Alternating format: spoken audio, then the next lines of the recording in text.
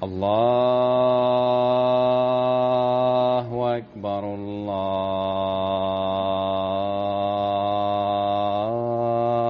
الله أكبر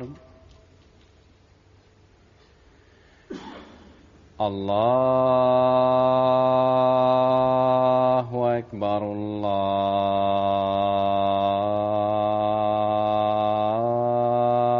الله أكبر. أشهد أن لا إله إلا الله.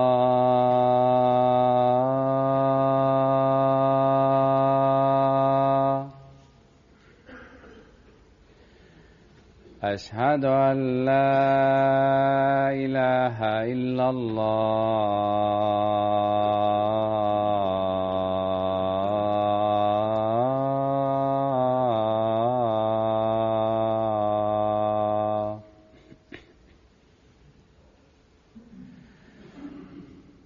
أشهد أن محمدًا رسول الله.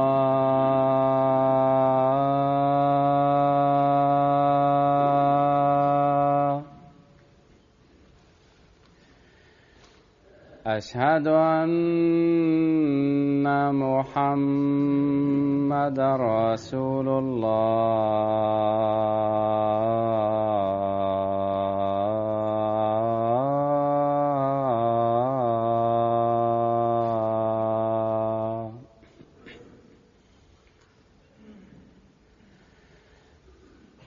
حي على الصلاة.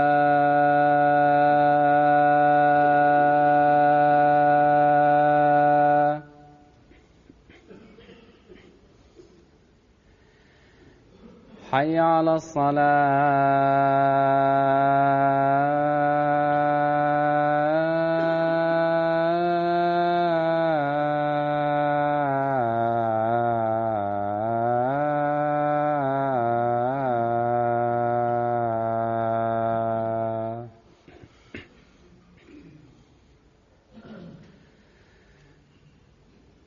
حي على الفلاح.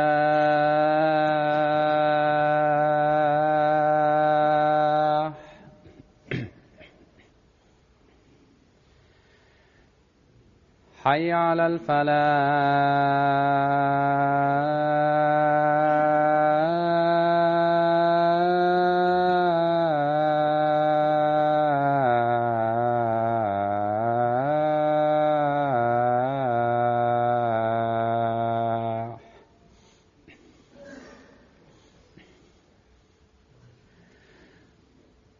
الله أكبر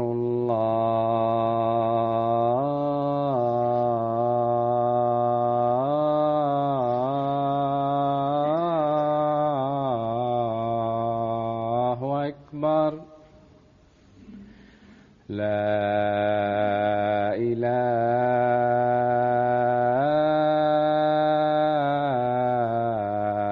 إلا الله.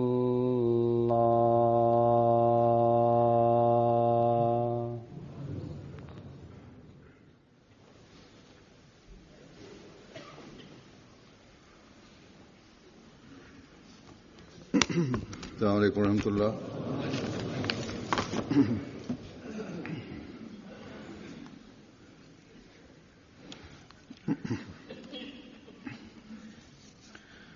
أشهد أن لا إله إلا الله وحده لا شريك له وأشهد أن محمدًا عبده ورسوله. أما بعد فأعوذ بالله من الشيطان الرجيم. بسم الله الرحمن الرحيم. الحمد لله رب العالمين. الرحمن الرحيم. مالك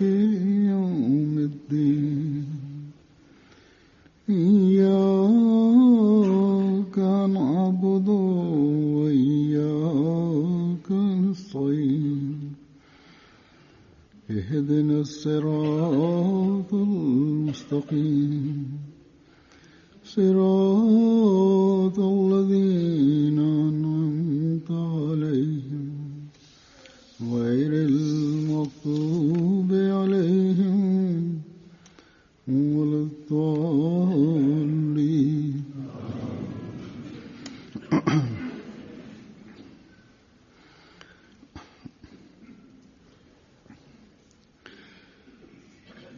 जमात अहमदिया में Bismillahirrahmanirrahim. Husur kaže u džamatu Ahmedija jedna rečenica: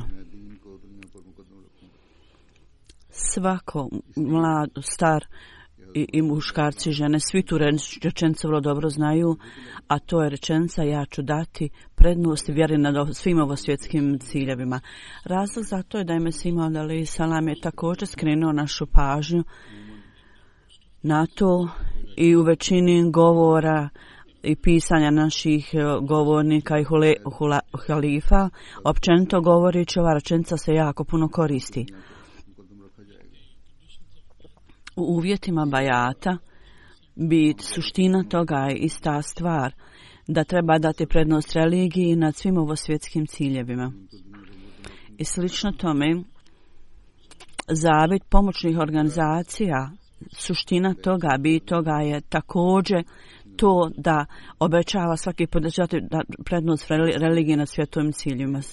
Slično tome u zavjetu bajata mi također ponavljamo iste ove riječi. Ukratko, ova rečenica je obećanje Ahmedi muslimana, je zavjet Ahmedi muslimana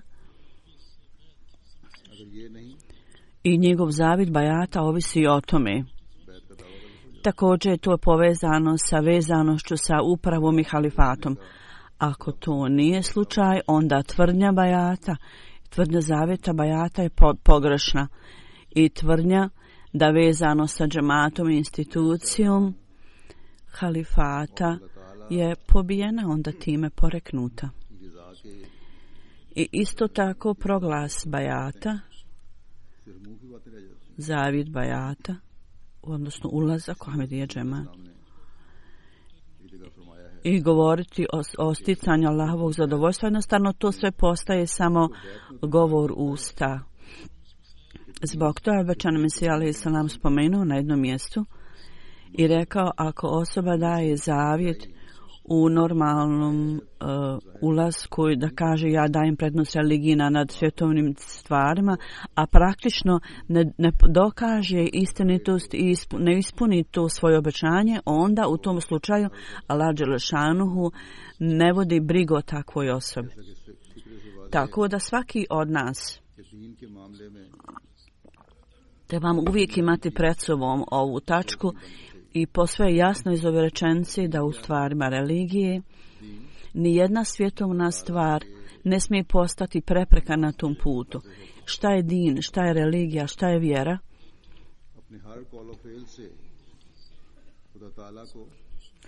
To je da u pokornosti Allahovim naredbama potrošimo cijeli svoj život i kroz postupke i kroz svoj govor morate zadovoljiti Allahovom milošću.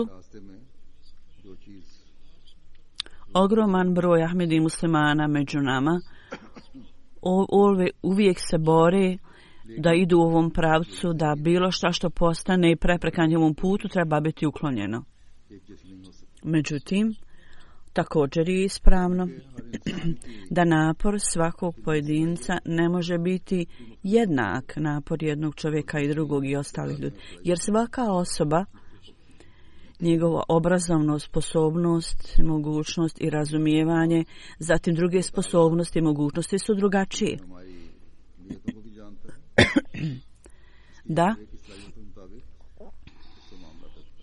Allah dželešanuhu, on zna vrlo dobro naše namjere i zbog toga on će sa svakim se ophoditi u skladu sa njegovom situacijom. Tako da s ciljem da ispunimo ovaj zavjet, temeljna stvar je pobožnost namjere, čistoća namjere. I ne smije biti nikakvog izgovora ili opravdanja ili drugog razmišljanja. Mi vidimo kakav je krug svake osobe, da je krug svake osobe drugačiji od doseg i on čini svoj napor na drugačije načine jer njegovo znanje, sposobnost s ciljem da postigne tu određenu stvar je ograničeno. Ponekad isto tako dogodi se da imaju druge neke prednosti njegove, postaju prepreka na njegovom putu i ograniče njegove postupke. Ponekad napori nečiji su vrlo veliki i učinjeni su na prikladan način i svrha koja treba biti ostvarena i postignuta, on je uvijek usredsređen na to. I onda on na kraju to u potpunosti postigne u cijelosti.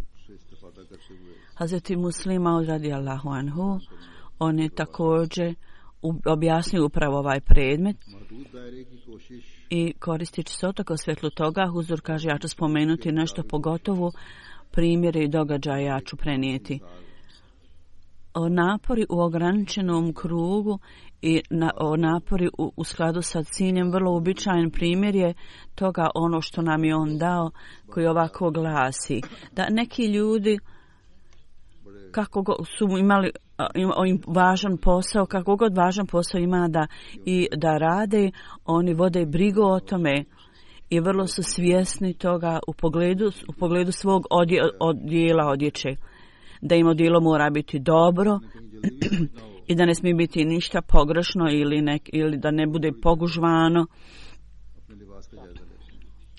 I gdje god treba da stignu na brzinu u žurbi, međutim tu i tamo oni pogledaju na svakom prekidu i stance oni gledaju na svoje odijelo. Činići tako napore da stignu na određeno mjesto brzo, bude onda pod upitnikom. To nije u pitanju, kako običan Muslima rekao, mi vidimo međutim druge primjere da i azijski muškarci i žene oni ponekad budu previše svjesni također svog odjela. Međutim, u poređenju s tim ima drugih ljudi, oni koji su jako predani modi i vole modu i kad imaju neki cilj, oni odmah žrtvuju tu svoju modu i bilo kakvu drugu stvar za postojanje ovog cilja. Ako postojanje ovog cilja, ako treba oni da trče, oni će trčati. Ako treba da sjede negdje, oni će sjediti u tolikoj mjeri da čak u prašini, ako treba, bez ikakve ustezanja, oni će ići po prašini. Zašto? Zato što stvarna stvar je cilj koji treba da slijede, koji treba da ostvari. Zbog toga njih nije briga ni o čemu uopće. Oni imaju bijelu odjeću ili odijelo. To ništa međutim ne stoji kao prepreka na njihovom ostvarivanju cilja. Objašnjavajući dalje ovaj predmet, da za ostvarivanje svrhe i cilja kako ljudi žrtvuju prividne stvari. Jedan primjer Hazreti Muslima radijallahu anhu je spomenuo u historiji Engleske i kaže jedan događaj se dogodio da kraljica Elizabeta prva, ne sadašnja nego prva kraljica koja je 1558. bila kraljica, vjerovatno bila krunisana te godine i ostala je dugo vremena kraljica i bila je vrlo popularna kraljica. Zapravo u Engleskoj veličina Velike Britanije. U to vrijeme je položeni su temelji Velike Britanije. U pogledu kraljice bilo je dobro poznato da među njenom pratnjom, među ljudima koji su bili oko nje, ona je željela da vidi sve ljude koji dolaze na njen kraljevski dvor da imaju dobru, lijepu odjeću. Iako neko nije imao dobro odijelo, nije mogao doći u njeno prisustvo. I zato kažu da oko nje su uvijek bilo puno ljudi i ona je bila okružena i omladinom u krasnom odijelu. Jedan put je bila na putovanju i išli su pješke negdje i na putu je bilo neko blato. Sada imaju dobre ceste i pute, međutim u to staro vrijeme bile su neki blatnjevi putevi. U svakom slučaju, tamo gdje ona išla bilo je blato na putu i u to vrijeme admiral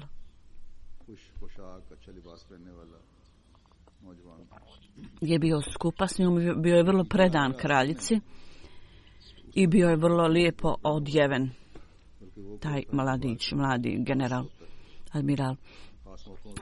Kad je on vidio da je blato na cesti, on je, iako je imao vrlo skup, vrlo poseban onaj mantil ili ogrtač koji se odjeva u posebnim prilikama, kad je vidio blato, on je odmah skinuo svoj mantil, ogrtač ili kaput, šta je već bilo, i stavio ga tamo gdje je bilo blato. To je bilo malo ograničeno mjesto. Kraljica je bila iznenađena kad je to vidjela i bila je iznenađena da tako skupi on kaput je tek tako bacio u blato. On je odgovorio. Ona pitala ga je šta si ti šta uradi. Volter je bilo ime ovom admiralu. On je odmah odgovorio. Ako moj mantil ili kaput bude uništen, lakše je tolerisati nego da stope kraljice budu oblatnjene. Njoj se jako dopao ovaj odgovor i njemu je dato još više počasti i stigao je do visokog položaja. Međutim, kasnije, u toliko vrijeme Jamesa I. Bila je pritužba protiv njega da se on bunio se protiv tog upravljača, uprko svih ovih stvari koje su se dogodile, da u periodu tog kralja Jamesa I. on je uradio, iako je uradio mnogo stvari za zemlju, ovaj čovjek išao je slali su ga u razne zemlje da putuje i obavljao je tamo razne poslove. Međutim, on je bio optužen i bio je pogubljen. Ovaj primjer nam daje primjer da iako je on bio vrlo dobro odjeven i vrlo žrtvovan za zemlju, međutim, kad je bila u pitanju kraljica, on je odmah žrtvovao svoj kaput i svoj skupi mantil i kaput, žrtvovao je za nju. Dakle, ako osoba tako žrtvuje se da zadovolji kraljicu i žrtvovao je svoj skupi mantil za to, on je bio spreman da sve uradi. Kako onda treba da razmislimo? Da za napredak religije, za propagiranje islama i radi ojačanja vjere i radi njenog utemeljenja i s ciljem da steknemo Božje zadovoljstvo koji je naš stvarao, šta sve mi treba da žrtvujemo i šta sve ne treba da bude urađeno. Šta treba da uradimo sve što je moguće. Ne postoji ništa što ne bi trebalo da uradimo. Zar nam ne treba dopadati ovaj cilj kao što je ovom čovjeku se sviđalo zadovoljstvo kraljice. Međutim, uprkos svih njegovih žrtvovanja, njegov kraj bio tragičan, kao što sam rekao. Međutim, ako osoba hoće da dobije Allahovo zadovoljstvo, kako tek onda treba da se žrtvuje. I on će dobiti bit će primalac nagrade i na ovom životu i na drugom. I njegov kraj će biti dobar. Treba da uvijek zapamtimo da ako plemeniti cilj imamo, to nije dovoljno ukoliko ne dadnemo žrtvu i budemo predani i ne učinimo napore u skladu s tim. Bićemo u stanju da steknemo Allahovo zadovoljstvo kad svijet ne prevlada nad našom religijom, nego da religija prevlada nad svemu drugom. Allah dželešanhu nije zabranio da zarađujemo sredstva za život i da imamo imetak. Allah nije učinio ove stvari zabranjenim ili nedozvoljenim. Oblačiti lijepo odijelo i jesti dobru hranu i živjeti u dobrim kućama i ukrasiti ih. Ništa od ovih stvari nije nedozvoljeno i zabranjeno. One su dozvoljene. Međutim, sve ove stvari, ako postanu prepreka na putu napretka Islama, onda to nije u redu. Ljudi se sklapaju brak i šerijat ne kaže da izaberete ženu lijepu i da se stalno oženite. Međutim, šerijat kaže da je časni poslanik sallallahu alejhi ve sellem rekao: samo gledanje na ovo svjetovne stvari, svjetovne aspekte nije u redu. Gledajte na religijsko stanje te žene koju hoćete da oženite. Šerijat kaže da žena ne smije stajati na putu vašeg obožavanja ibadeta i žene ne smiju da vas učine da budete nemarni o svom ibadetu. Ako naša omladina, mladići i djevojke budu vodili računa o ovoj stvari i roditelji također budu vodili računa o ovome, onda dajući prednost religiji, onda će porodične stvari biti riješene i također će ostvariti svoj cilj koji treba da bude cilj vjernika, a to je da steknu Allahovo zadovoljstvo. Slično tome odjeća nije uopšte zabranjena. Da osoba treba, da osoba oblači dobro i lijepo odjeću. Među Allah dželešanu je sigurno nas zaustavio da ne treba i rekao da ne smijemo biti opsjednuti modom, da nas to zaustavi od religijskog rada za dužnosti prema religiji i da radimo za religiju. Ne treba da zamišljamo da će, ako budemo išli da radimo što za džemat, da će nam za islam, da će nam se uprljati odjeća. Ovo ne smije vas zaustaviti nikoga da obavlja vjerske dužnosti, od obavljanja vjerskih dužnosti. Slično tome, umjesto da posveti pažnju ibadetu i namazu, ljudi odjevaju lijepu odjeću i ispeglanu i ne smije biti nikakvih, da ne bude pogužvana i pazi na ljepotu odjeći. Zbog toga Islam kaže nikada ne smijete biti nemarni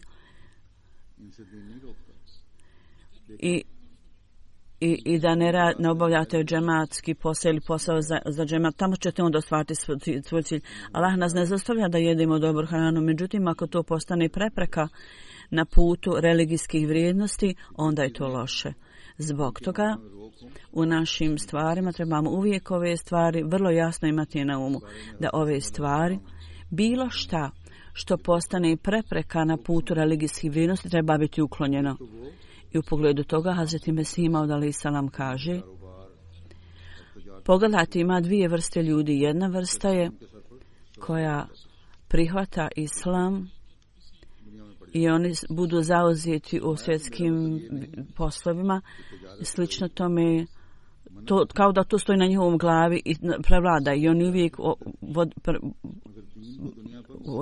vode računa o ovim stvarima. Kaže ja ne mislim da je trgovina loša, a ashabi časnog poslanika su također trgovali. Međutim, oni su uvijek davali prednost religiji nad svijetom. Oni su prihvatili islam i u pogledu islama istinsko znanje koje je ispunjavalo njihovo srce, to vrstu znanja oni su stekli.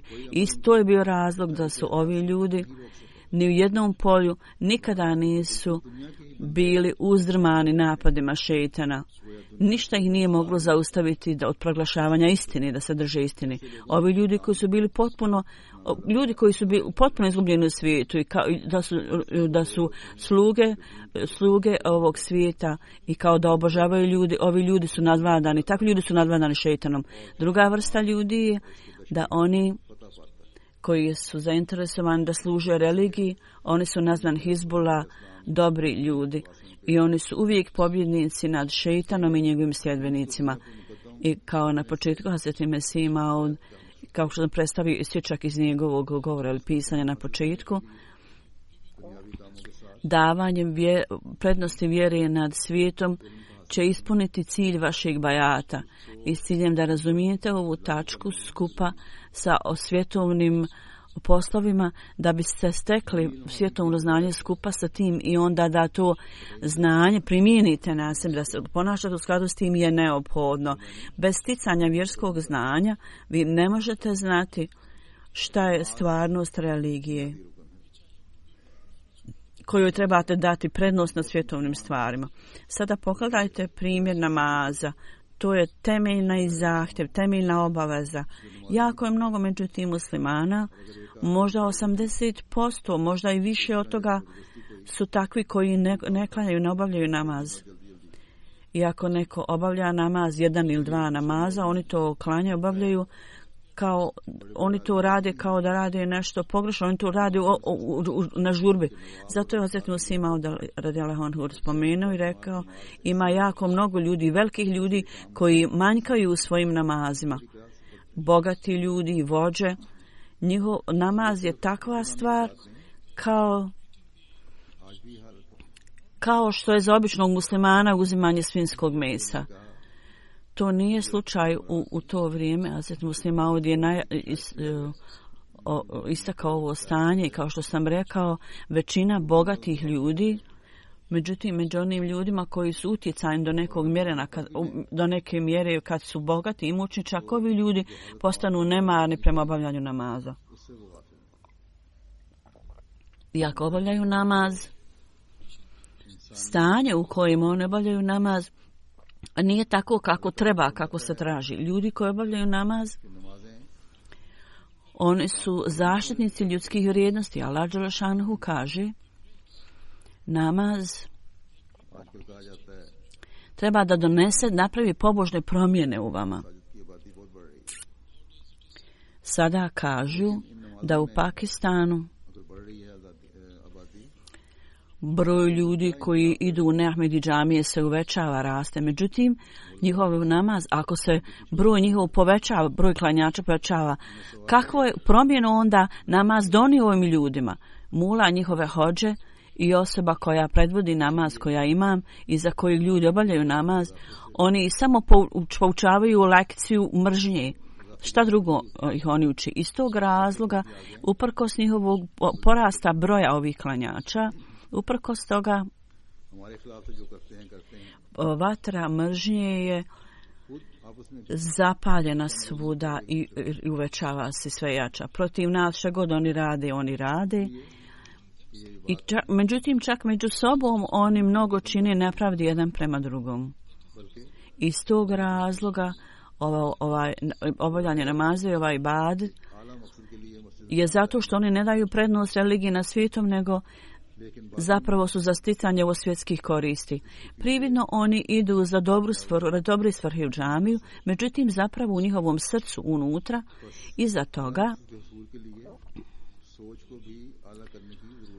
su niski svjetovni ciljevi za toga. Dakle, s ciljem da postignemo visoke ciljeve, mišljenje naše treba da bude također u skladu s tim. I žrtvovanje ne smije biti za lične koristi, nego zapravo treba biti za sticanje Allahovog zadovoljstva. Ogroman broj ljudi koji ide u džamiju, u druge džamije, njihov cilj nije uzvišeni cilj zbog kojeg treba ići u džamiju. Oni ne vode računa o pravima ljudi i pravima drugih ljudi i ne ispunjavaju ta prava i dužnosti. Te treba da ispunjavamo te dužnosti i da širimo poruku Islama. Inače, bez toga sve je beskorisno. Oni u Neahmedi su u vrlo tužnom i žalosnom stanju. Tako je njihovo stanje. I ovo stanje treba da nas podsjeti o našim dužnostima i odgovornostima. Više nego ikada prije. Zato što smo mi dali ovaj zavjet da ćemo dati prednost religiji nad svjetovnim ciljevima. I koliko smo razumjeli ovu stvar, do koje mjere smo to razumjeli. Skupa sa ispunjavanjem dužnosti prema Allahu treba da ispunimo dužnosti prema drugim ljudima. Isto tako treba da činimo najbolje napore za propagiranje i širenje religije Islama. Onda, što god koristimo od svjetovnih koristi, to će biti odobreno za nas. Prelijepa poruka Islama. Dužnost prenošenja ove poruke cijelom svijetu stavljena je na naša ramena i mi ovo moramo ispuniti.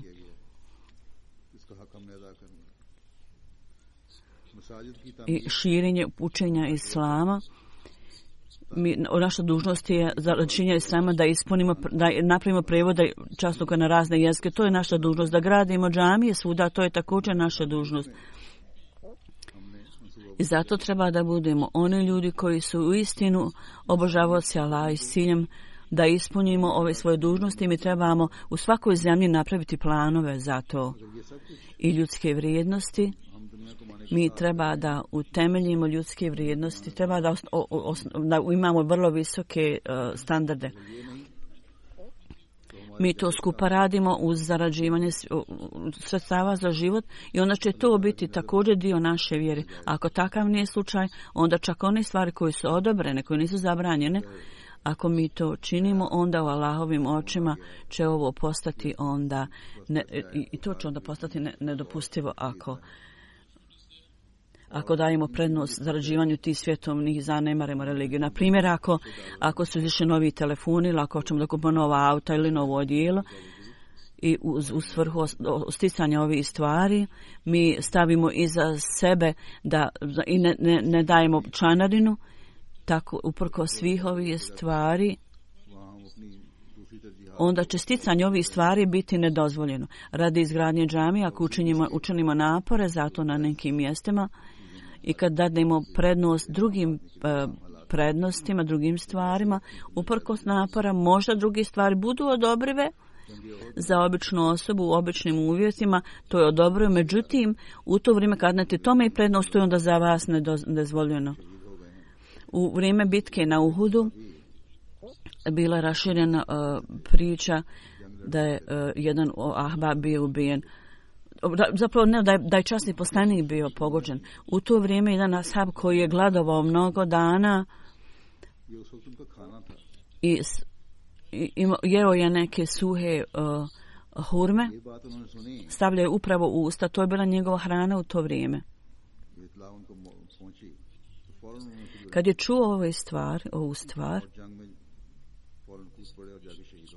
i ova informacija je došla do njega, on je bacio sve hurme i odmah trenutno je otišao sa ovom grupom koji su se borili i bio je ubijen. Nije ga bilo briga ni najmanje za svoju glad što je bio gladan, nego je smatrao da je uzimanje hurmi grešno u to doba. Jer je dobio poziv religije da ispuni dužnost, tako da u to vrijeme uzimanje hurmi je bilo grešno na to, zato i šta god stoji na putu ispunjavaši religijskih dužnosti, u to vrijeme to nije onda dozvoljeno za vas. I bilo šta što nije prepreka za religiju je dozvoljeno. Ono što vam je dozvoljeno inače. Kako god da vam daje udobnost, kako god vam dodaje udobnost i sprečava vas od religijskih dužnosti, to nije dozvoljeno. Zato trebamo stvoriti takav duh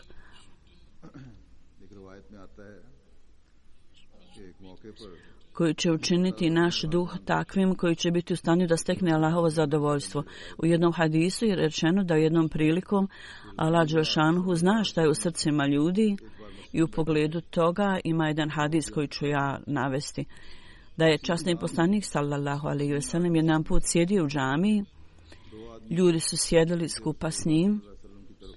U toku govora došlo je 3 ljudi i 2 od njih su došli pravo do časnog poslanika sallallahu alejhi ve sellem, a jedan se vratio.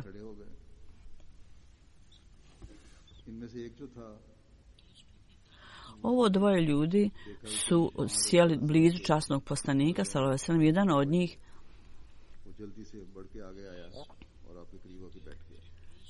sjeo je vrlo blizu časnog poslanika, bilo je mjesto i on je došao brzo i sjeo na to mjesto.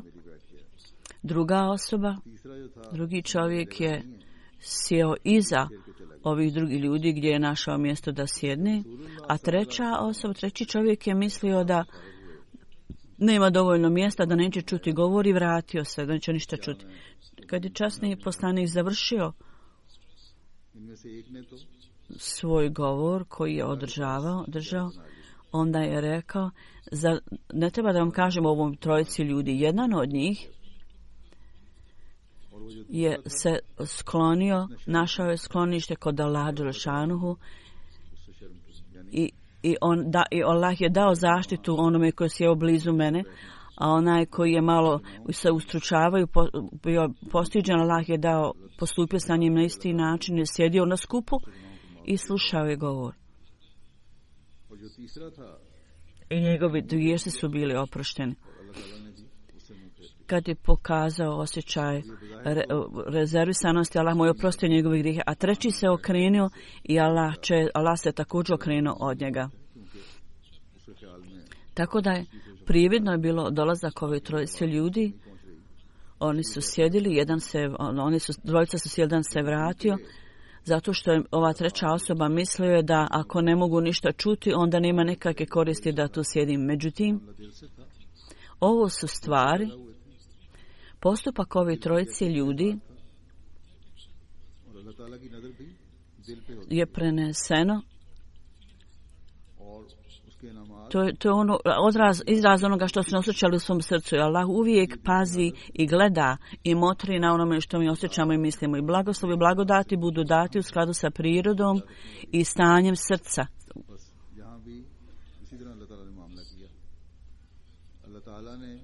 I ovo za svrhu nagrade i blagoslova Allaha vrlo je važno stanje srca. Allah dželešanu postupa u skladu s tim. Allah dželešanu gledajući na stanje srca ovih trojice ljudi, Allah zna sve, Allah je znao sve i on je znao kakvo je stanje njihovog srca. Ko među njima, koliko je dugo, dokle napredovao u religiji. Prva dvojica u skladu sa njihovim položajem data im je nagrada, a treći je bio lišen. Zapravo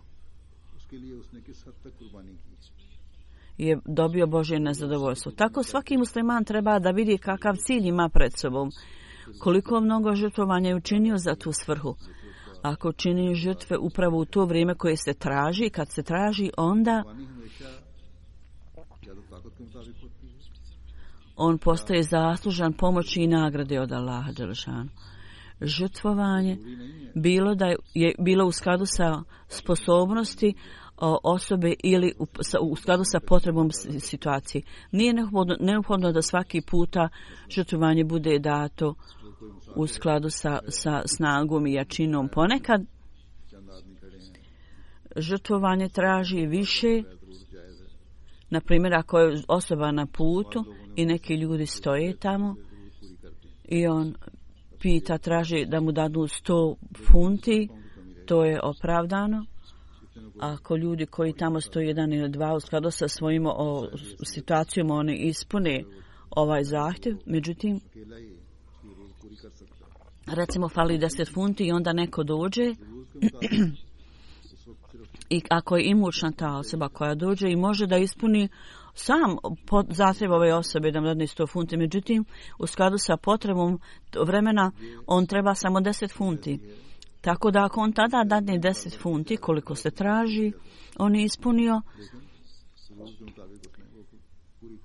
svoju obavezu. Ova stvar je takva da, iako je mogao dati više, međutim, zahtjev je bio samo u skladu sa potrebom i on je to ispunio koliko je bilo potrebno. Dakle, ovo je žrtva u skladu sa zahtjevom, u skladu sa potrebom koju ova uticajna imućna osoba je zadovoljila u skladu sa zahtjevom i on je nagrađen za to. Slično tome, za bilo kakav apel i molbu da se da određeni doprinose za neku svrhu, ako ljudi daju neke stotine i hiljade, međutim, ako čovjek samo dadne nekoliko rupija, onda Allah dželešanu koji uvijek pazi, motri srca osoba, on nagradi stanje srca te osobe. I žrtvovanje ove osobe će biti u stanju da stigne svoj cilj. Ta osoba koju smo ranije spomenuli, on je također ostvario cilj. On je dao mali iznos, ali toliko je bilo traženo. Međutim, ovaj siromašni neki čovjek također ostvaruje svoj cilj i dao u skladu sa svojim mogućnostima. On je dao žrtvu u skladu sa svojim mogućnostima, ali koliko god je mogao dati u to vrijeme. I stekao je Allahovo zadovoljstvo. Zato je spomenuto u hadisu da jednom prilikom spomenuto je samo jedan dirham će biti više od 100.000 dirhama. jer jedan od dva, a jedan dadne 100.000 dirhama, a to je samo ili hiljade, međutim to je bilo mnogo manje nego koliko je on zaista mogao dati. Zato treba da zapamtite da je Božje zadovoljstvo stvarni vaš cilj. I obojica ovih ljudi su imali ovu svrhu u svom u vidu da daju pareza. Dakle, stvarni posao, stvarna dužnost muslimana je da s ciljem da stekne Božje zadovoljstvo uvijek treba da gleda, da pazi na stanje svog srca. I treba da ga oblikuje i učini da bude takvo da uvijek njegovu cilj treba da bude Božje zadovoljstvo. I to je i tu leži uspjeh i spas. Ako osoba oblikuje stanje svog srca u skladu s tim, tu leži uspjeh i spas. I ovo je zapravo značenje davanja prednosti religije nad svijetom. Vrlo velika odgovornost je stavljena na naša ramena. Život, imetak, vrijeme. Od nas se traži da damo žrtvovanje svega, da sve to žrtvujemo. I za ovu sve treba uzmemo vrlo ozbiljno i moramo biti spremni na naporan rad i uvijek činiti žrtve. I treba da ispunimo svoj zavjet i svoje obećanje i treba da posvetimo sve svoje napore za ovaj cilj i koristiti za ovo ostvarenje. Danas počinje Ištema Ansarullah, treba da to također razmišljate o tome i šura isto tako.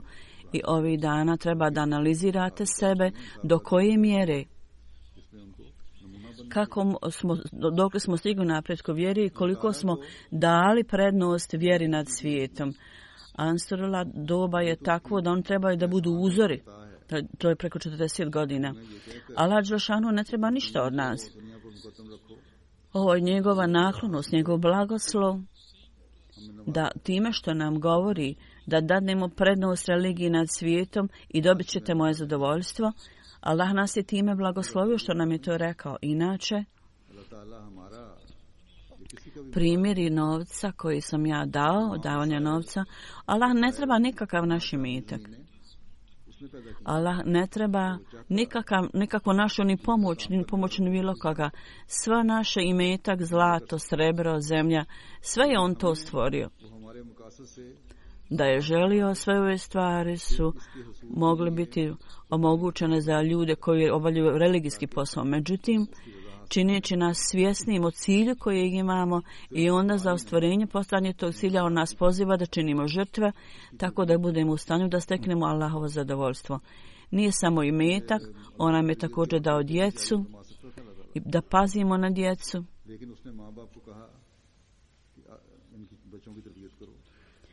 Allah dželešanu je mogao uvesti neki drugi način obuke djece, međutim on traži od roditelja i traži od nas da mi pazimo na obuku djece i da trošimo na njih u skladu sa svojim mogućnostima. S ciljem da ostvarite dobar cilj, onda trošite svoje pare na njih u skladu s mogućnostima, tako da ova djeca također mogu obavljati službu religije. Ovo je tako velika odgovornost na roditeljima, da treba da obuče svoju djecu na takav način da služe religiji. I samo onda će ovo obećanje biti ispunjeno, obećanje davanja prednost religiji na svjetovnim stvarima. Treba da ih obučite na takav način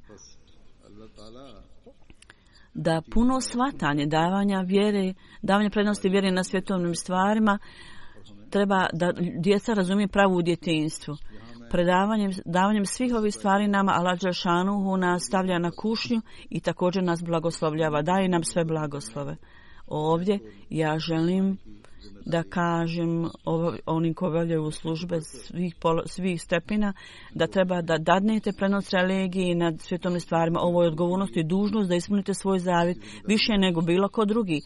Vršioci dužnost treba da vodi računa i da ispune svoje dužnosti. Radi sticanja ostvarivanja ovog cilja treba da ispunite svoje dužnosti i zato radi toga treba da uzdignete standard svog žrtvovanja i slično tome. Svi vršioci dužnosti u kojoj god su svojstvu do najviše tačke treba da cijenite svoj položaj i onda s ciljem da ispunite ovaj zavjet treba da to radite Ovo je vaša obaveza i dužnost. Treba da zapamtite da Allah dželešanuhu pazi i gleda na vaše srce. I Allah dželešanuhu, oni ljude koji vrlo predani rade, obavljaju posao, on to cijeni. Allah to cijeni i daje im položaj blizine sebi. I svaki vršioc dužnosti treba uvijek da se bori da dobije ovaj položaj koji Allah daje ovima, da Allah mu dadne to. Da Allah dadne da svakom Ahmedi, meni, vama, svima, da Allah dadne nam takav položaj, da uvijek ispunjavamo zavjet koji smo, i obećanje koje smo dali da ćemo dati prednost vjeri nad svijetom, da to ispunimo i da postupamo u skladu s tim. Danas imamo jednu tužnu vijest koju vam moram prenijeti. U Pakistanu jedan Ahmedi je bio ubijen. Uvaženi Latif Bhatt sahib, koji je bio iz Kambera. On je bio, njegov otac je bio vrlo poznat Ahmedi. Dvojica nepoznatih ljudi su 2. oktobra došli i pucali su njega 12. oktobra i on je bio ubijen. Inna lillahi wa inna ilaihi rađun. Latif Bhatt sahib. Događaj se ovako dogodio. On je imao svoju prodavnicu knjiga i olovaka. Nakon završetka posla on je bio vrlo blizu svoje kuće. Onda iza njega su dvojica napadača došli iza njega i on su zovnuli se. Kad se on okrenuo, jedan od njih je otvorio vatru na njega i 4-5 metaka su pogodili njegova grudi. I Šan Bhatt je obaviješten posle ovog događaja, došao trčeći i došli su ljudi da ga spase. Bio je svjestan u to vrijeme, međutim umro je uskoro toga i na putu za bolnicu je postao šehid. Ovaj Bhatt sahib, njegova porodica je iz Gudžravale i Ahmedijet im je bio presled kroz njegovog oca, koji je 1939. dao zavjet bajate, pridružio se džematu Ahmedija. I ovaj šehid naš 1952. je rođen. Služio je u avijaciji i u Kamrao. I sa nižih položaja on je penzionisao se. Jedan njegov sin još uvijek radi u istoj vrsti posla i on je imao prodavnicu ovih knjiga školskog pribora.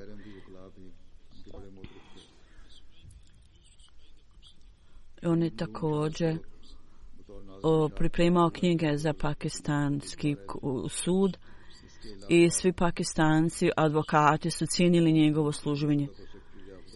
On je i u vrijeme ubistva svog obavljao službe. Osim toga, bio je sekretar Zijafeta na nivou oblasti gdje je živio i u nekim drugim svojstvima je također služio zajednici. Njegova kuća je bio centar gdje se obavljao namaz i isto tako su održavali sastanke džemata tamo u njegovoj kući. Uvijek je bio spreman za posao džemata. Kakav god mu je posao dat, on je to obavljao na vrlo lijep način. Nikada nije odbio ništa. Bio je vrlo gostoprimljiv, predan halifatu i vrlo poslušan.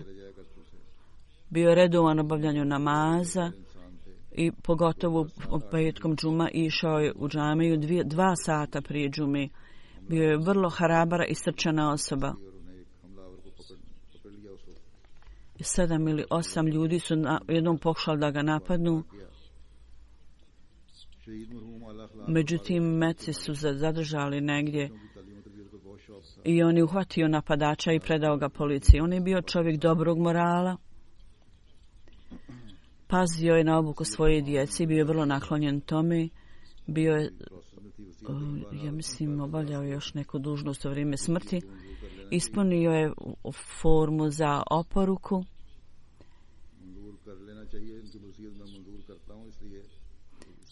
Huzur kaže ovo dine treba da potvrdi, prihvati njegovu aplikaciju za vasijet, za oporuku. Ja prihvatam njegovu molbu za vasijet za oporuku i kakav god proces treba da bude obavljen, da on bude, musi treba da poduzmemo.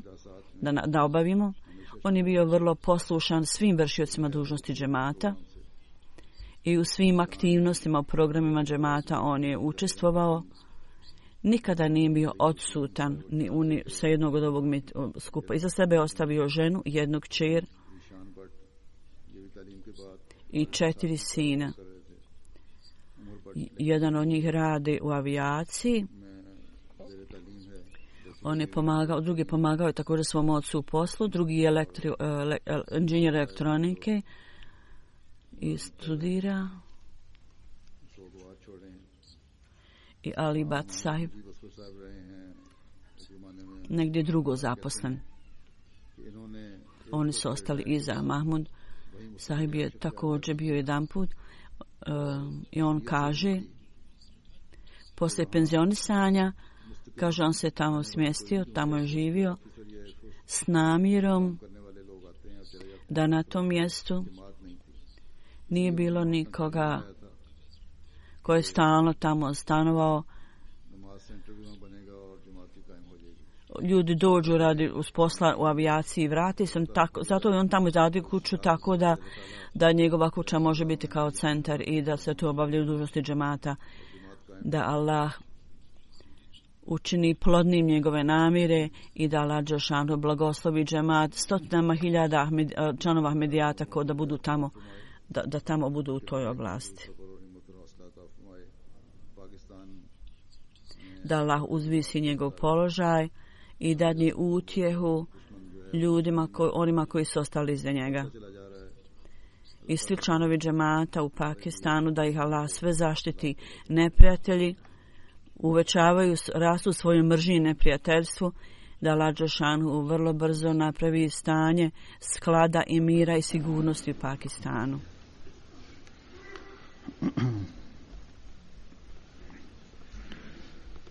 Alhamdulillah, nahmaduhu wa nasta'inuhu wa nastaghfiruhu wa nu'minu bihi wa natawakkalu alayhi wa na'udhu billahi min shururi anfusina wa min sayyiati a'malina. من يهده الله فلا مضل له ومن يضلل فلا هادي له ونشهد أن لا إله إلا الله ونشهد أن محمدا عبده ورسوله. عباد الله رحمكم الله إن الله يأمر بالعدل والإحسان وإيتاء ذي القربى وينهى عن الفحشاء والمنكر والبغي يعظكم لعلكم تذكرون. اذكروا الله يذكركم وادعوه يستجب لكم ولذكر الله